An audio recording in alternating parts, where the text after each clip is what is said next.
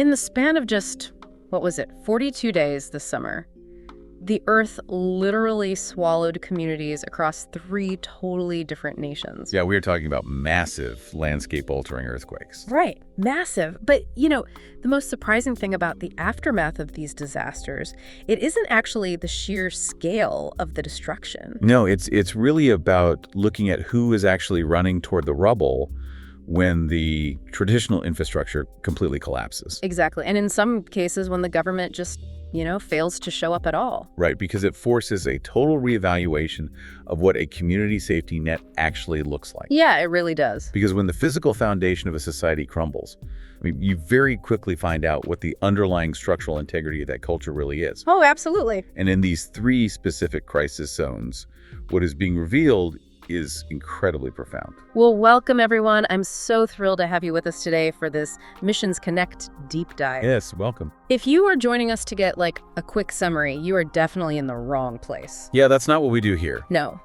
This is a highly targeted tool. It's designed to prepare your mind and your heart for the upcoming week of prayer on the Missions Connect app. Because we focus on the most unreached and really the most strategic prayer topics in cross-cultural missions. Exactly. And our mandate here is crystal clear. We are blessing the nations through prayer, knowledge, and obedience. Right, which requires us to, dive past the headlines and understand the actual mechanics of what is happening on the ground. So today, we are looking at the weekly preview for week 35. That covers August 24th through the 30th, 2026. And for anyone who might be new to this, the weekly preview is the foundational material for the Missions Connect app. Right, which is a Bible-based, missions-focused devotional and prayer app by assistingtoobey.com. Right. And looking at the preview for this week, we are presented with a staggering reality. 3 massive earthquakes, 3 completely different nations. All within a 6-week window. Yeah, 6 weeks. The human toll is just devastating. But, the focus of our analysis today isn't just the seismic data. No. We need to look at how the global church is mobilizing in the immediate aftermath. Exactly. The mission of this deep dive is to equip you to intercede specifically, intelligently, and powerfully for these 3 crisis zones. So where do we start? Well, let's start by looking at the most recent of these quakes, because sometimes a natural disaster doesn't just create, a humanitarian crisis. Right, it creates this highly unusual spiritual spotlight. Yeah, a spotlight. So let's look at the August 14th earthquake in Indonesia. Okay, so on that date, a 7.7 magnitude earthquake struck the island of Flores. Which is a huge quake. Huge. Yeah. And the immediate devastation was severe. We are looking at a minimum of 53 people dead and thousands displaced. Wow. And just for some geographical context, Flores features incredibly rugged terrain. Right. It is mountainous, it is prone to landslides, and this quake triggered massive mudslides that literally wiped entire villages off the map. Just completely gone. Yeah. It makes search and rescue operations extraordinarily difficult. So the geography is brutal, but the demographic data in the weekly preview is what really caught my attention here. Oh yeah, the demographics are fascinating. Right, because Indonesia is the world's largest Muslim majority nation. We are talking about roughly 270 million people. Yeah, 270 million. But the island of Flores is an absolute anomaly. It is, I think, roughly 85% Christian. Exactly, 85%. So you essentially have this concentrated Christian population sitting right in the middle of a vast, predominantly Muslim archipelago. Right. It's essentially a spiritual lighthouse. Which creates a really profound missiological dynamic. We often talk about the principle of witness through suffering, right? Right. Well, you have over 200 million people on the Indonesian mainland who have little to no daily exposure to the gospel. Yeah. But right now, because of the sheer magnitude of this disaster, the eyes of the entire nation are fixed on Flores. They are all watching. Exactly. The mainland is watching how this Christian majority responds when the ground literally gives way beneath them. Okay, I hear that, but I want to push back a little on this idea of it being a missiological opportunity. Sure. Let's be real for a second. If a local believer on Flores just lost their home in a mudslide... Right, their family is traumatized. Exactly. They are traumatized. They are sleeping under a tarp. How can we realistically expect them to lead any sort of spiritual relief effort? It's a totally valid concern. Doesn't the sheer weight of that trauma severely compromise their ability to be a witness? I mean, it almost feels unfair to expect that of them. No, I get that. Yeah. And humanly speaking, trauma absolutely depletes capacity. Oh, yeah. But what we see over and over in global missions is the mechanism of collective resilience within the local church. Okay, collective resilience. Yeah. So the individual believer sleeping under a tarp is exhausted, yes. But when organizations like Caritas Indonesia, the Salvation Army, and various evangelical partners mobilize, the bigger groups. they provide the logistical scaffolding, they brought the water, the medical supplies, the physical structures. Okay, I see. But what the local believers provide is the relational fabric. Oh, wow. They're the ones organizing the distribution, praying with their neighbors, and demonstrating sacrificial love even in their own poverty. That makes a lot of sense. Right, because the Muslim majority on the mainland, they aren't looking for perfect logistics. They're watching the human reaction to catastrophic loss. That distinction is so helpful. The international groups provide the scaffolding, but the local believers provide the soul of the response. Exactly. And speaking of getting the message out, the weekly preview highlights a really fascinating piece of the puzzle regarding media response. Oh, yes. Specifically featuring TWR, or Trans World Radio. TWR is a phenomenal organization. They were founded back in 1952 by Dr. Paul E. Freed. Right. They actually began broadcasting a couple of years later in 1954, and today, it's amazing, they broadcast the gospel in over 275 languages. That is just incredible. And what's brilliant about radio in a disaster zone is the actual technology of it. Yeah, the physical reality of it. Because when a 7.7 magnitude earthquake hits, cell towers snap. Fiber optic cables get sheared by landslides. Right. The internet just goes dark. But radio waves, they bypass all of that destroyed physical infrastructure. Yep. As long as someone has a battery-operated receiver or, like, a hand crank radio, a broadcast tower located hundreds of miles away in a safe zone can beam information right into the most isolated, devastated valley. And that is the exact mechanism of why media and on-the-ground relief have to work hand in hand. Right. You have the physical relief, the local believers and aid workers digging through the mud on Flores. Which opens the heart. Exactly. And simultaneously, you have ministries like TWR, bypassing the broken infrastructure to blanket the area with broadcasts of spiritual hope. And practical survival information, too. Yes.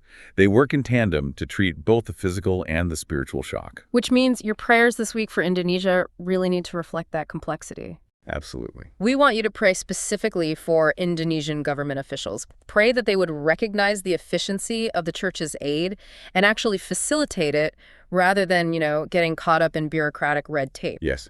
That is a huge prayer need. And pray that these rescue operations open genuine doors for gospel conversations with the Muslim neighbors who are watching this response unfold. Because in Indonesia, the challenge is communicating a message of hope out to a watching nation. Right. But what happens when the primary challenge is physically getting aid into a community? Yeah, that brings us to our second location, which requires a totally different operational and prayer strategy. Let's talk about Colombia. Yeah, so just 4 days before the Indonesian quake, the earth swallowed parts of the Andes. 4 days. On August 10th, a 7.4 magnitude earthquake hit the Chaco and Valle del Cauca departments in western Colombia. And the numbers here are harrowing. They really are. More than 281 people were killed and over 12,000 homes were completely destroyed. It's just massive. And, the geography of the Andes Mountains dictates everything about this crisis. Oh, absolutely. These communities are incredibly isolated on a good day. So when a 7.4 magnitude earthquake hits a mountain range, it isn't just that the roads are blocked. The roads cease to exist. Exactly. Switchbacks collapse entirely into the valleys. You cannot simply drive a convoy of supply trucks into the Chaco department. I mean, anyone who has tried to coordinate a Sunday morning church potluck knows it is a minor miracle just to get the potato salad on the right table at the right time. Right. Now imagine that same local congregation trying to coordinate international disaster relief in the remote Andes without any functioning roads. It's unimaginable. The logistics are mind-bending. The Colombian Evangelical Church, they have a rich history of navigating crisis. I mean, they survived decades of the drug war era with incredible resilience. Yes, they did. But how are they physically moving supplies right now, given that the pastors themselves have lost their homes? Well, they are essentially operating as a decentralized mesh network because international groups like Send Relief, Operation Blessing, and people-to-people ministries, they cannot drive their massive supply trucks up the mountains. Right. So they have to drop pallets of supplies at the furthest accessible points. And then what? From there, the local church takes over as the last-mile delivery system. Wow. Local pastors know exactly who lived in which collapsed house. They know the footpaths that aren't on any map. Because they live there. Exactly. So they are using mules, motorcycles, and pure foot traffic to carry supplies in backpacks up the mountainsides. That is an unbelievable physical burden. It really is. We are talking about pastors who are conducting burial services for their congregants in the morning, carrying 50 pounds of rice up a mountain trail in the afternoon, Yeah. and then turning whatever is left of their church buildings into triage centers at night. And this is where the threat of total burnout becomes a critical prayer focus for us. Absolutely. The international groups bring the funding and the bulk supplies, which is vital. But the local Colombian believers are providing the physical stamina and the trusted community relationships. Right. They are the ones absorbing the secondary trauma of their communities day in and day out. This is exactly why we need to wrap our arms around them in intercession this week. They are running on fumes. Yes, they are. The weekly preview anchors this section to a specific promise in the Psalms, and I want you to pray this over the Colombian church. It's such a powerful verse. It's Psalm 34, verse 18. The Lord is close to the brokenhearted and saves those who are crushed in spirit. Amen. When you pray for Colombia, you are asking God to inject supernatural stamina into the legs and the lungs of those believers carrying supplies up the Andes. You are asking God to supply what human adrenaline no longer can. So we have Colombia, where the earthquake destroyed the roads, making relief a geographical nightmare. Right. But what happens when the infrastructure of a nation was already destroyed before the earth ever shook? Yeah, that is the grim reality of our third crisis zone, Venezuela. Right. The baseline context is everything here. Venezuela entered the summer of 2026 already crippled by one of the most desperate economic and institutional crises in the Western Hemisphere. Right. The hospitals were already undersupplied, the power grid was already failing. It was already a disaster. And then on June 24th, a 7.5 magnitude earthquake struck, Followed by a 7.2 magnitude aftershock the very next day. which registers as the strongest seismic event in Venezuela in over a century. Oh, wow. The death toll is climbing to nearly 5,000 people, with tens of thousands more displaced from their homes. Now, looking at the documentation in the weekly preview, we really need to carefully and impartially relay the facts on the ground here. Absolutely. We are not here to take a political stance or endorse any partisan viewpoint at all. No, not at all. However, multiple on-the-ground reports confirm that the Venezuelan government's disaster response has been incredibly slow. Very slow. Yeah, inadequate and just tangled in political complications. Right. And regardless of where you fall on the political spectrum, the objective reality is that the official response left a massive, gaping void in care for these victims. And, nature abhors a vacuum, and so does crisis. Right. When the state apparatus fails to materialize, the community has to look elsewhere. Yeah. And into that massive void, the Venezuelan Evangelical Church stepped directly in. Wow. They didn't just offer spiritual comfort, they functionally became the municipality. Wait, what does that actually look like? Because, a church isn't a government agency. How do they take on that role? It comes down to the mobilization of the congregation's inherent skill sets. Okay. When a city government fails to inspect damaged buildings for structural integrity, a local pastor organizes the carpenters, the engineers, and the tradesmen who happen to sit in the pews on Sunday. Oh, that's incredible. Right. They form volunteer inspection teams. They pool their resources to provide trauma care. They literally turn their fellowship halls into the primary food distribution centers for entire neighborhoods. So they essentially become the infrastructure. Exactly.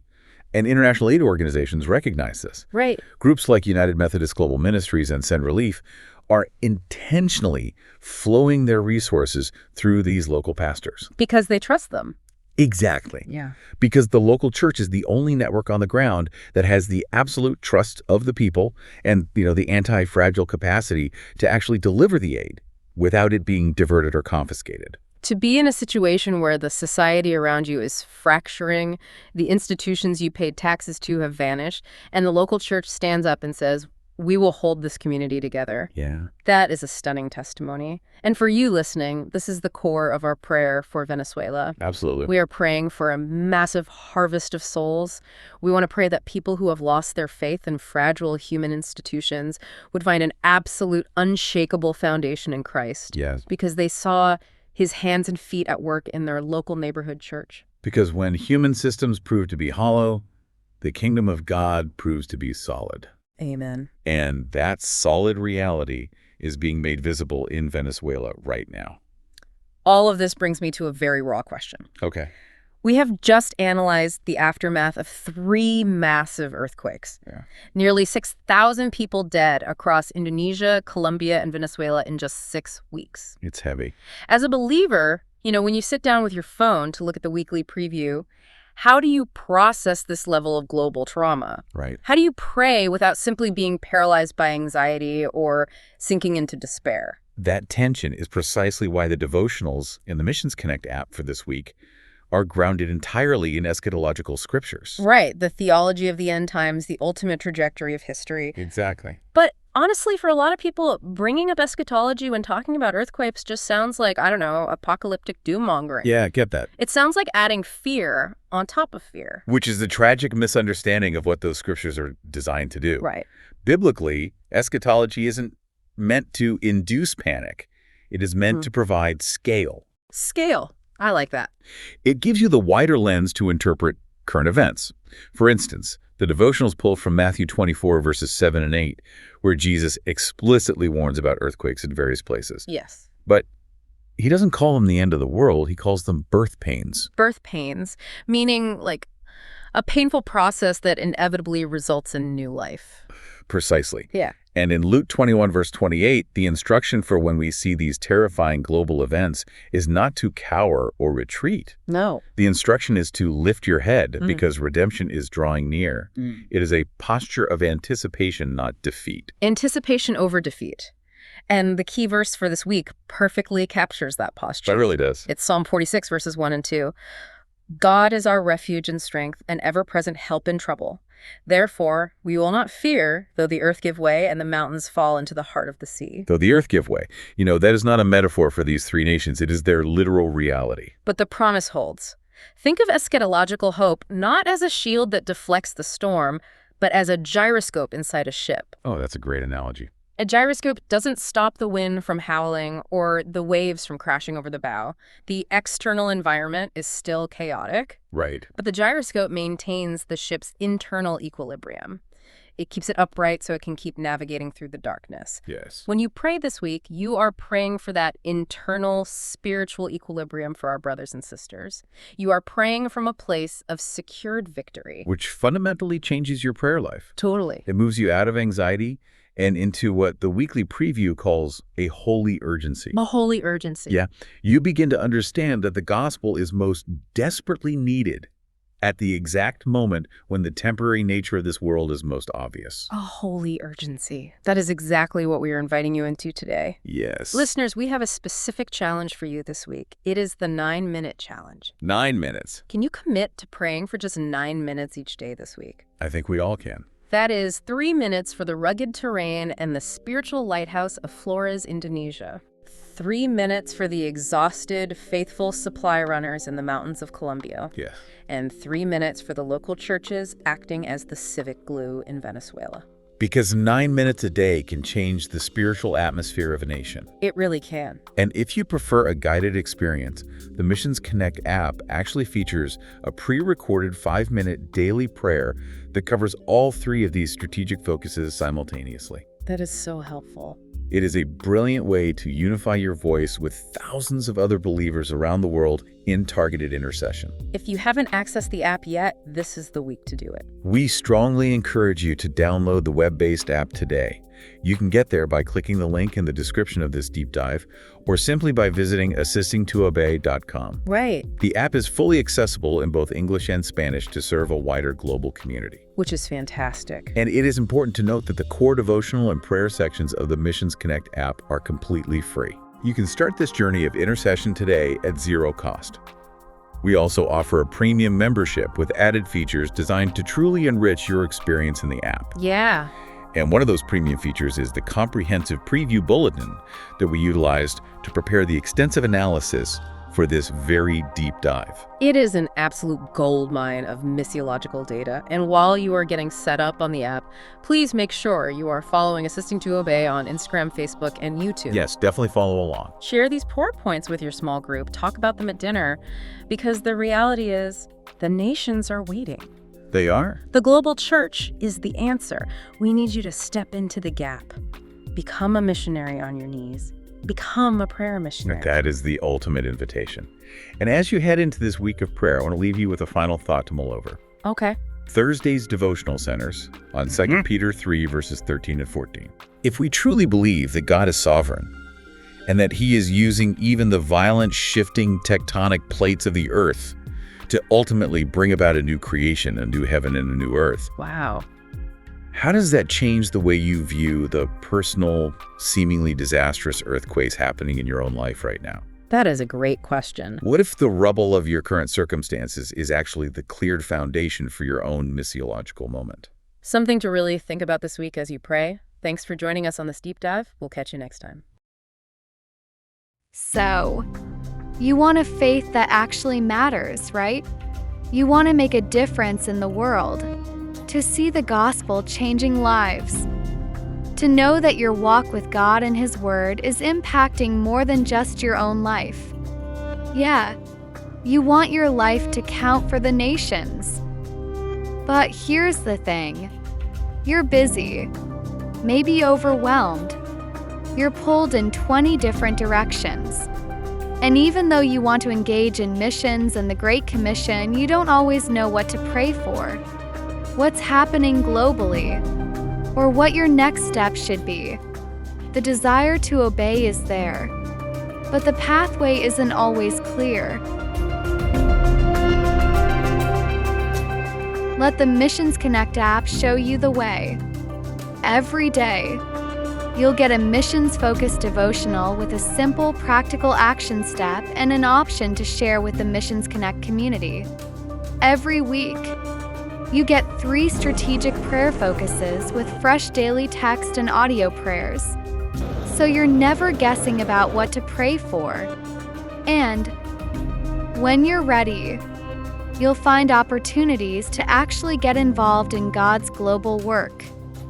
Everything in the devotional and prayer section is free forever, but we offer you the opportunity to try the premium version for 15 days. You want to impact the nations with the gospel? With Missions Connect, now you can. Missions Connect, helping you bless the nations through prayer, knowledge, and obedience. A ministry of assisting to obey.com.